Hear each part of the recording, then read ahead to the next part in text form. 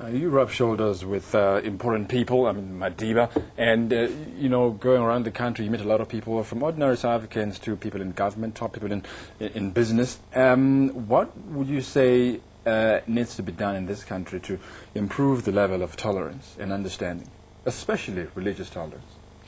Well, I think that people need to accept that we're all different. Not everybody can be accepted. We need to look at ourselves as a brand, in that you prefer Armani, I prefer Gucci, and so be it. But respect is what is crucial. We need to respect each other. But before respecting each other, we need to have self-respect. And I think with self-respect will come dignity and integrity, and you being able to stand for your own values and what you believe in. And if you can do that without trying to impress your values upon other people, I think that half the battle would be won. It's all well and good for us to have viewpoints. I mean, but we need to think about a viewpoint as a perspective. A viewpoint is there to enrich you. And I am so open to embracing any and every viewpoint out there. It doesn't necessarily mean that it will change me. I'll still hold on to my values and my beliefs. But it's good to hear them out and to listen to what they have to say.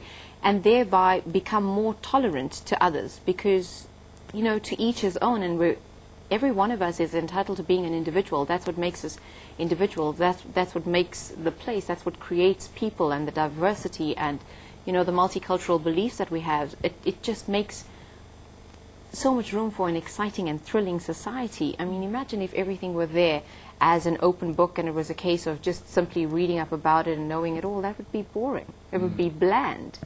So we need to enrich each other, yeah. To a person that has so much of magic, you're one of the few people, probably the only person on our show today, who can actually vouch for the magic of Madiba. And in terms of tolerance and understanding, he is definitely an icon that has helped to build bridges between people of different cultures.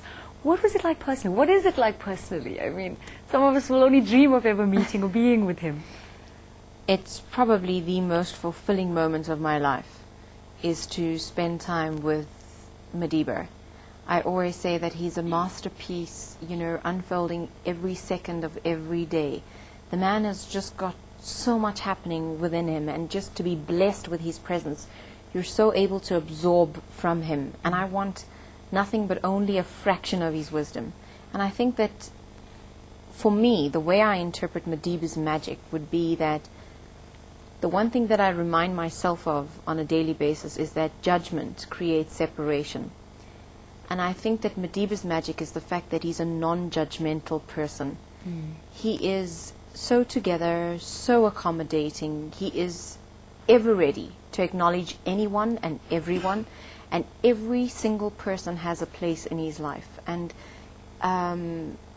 words can't describe how warm he actually is. He's a sensitive, caring, soulful man. He's a true human being.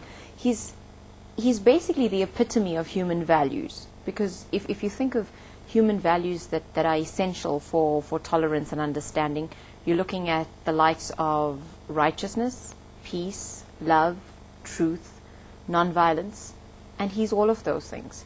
And when you have those qualities, and if you're the epitome of those qualities and you actually enact them, how can you not be magical?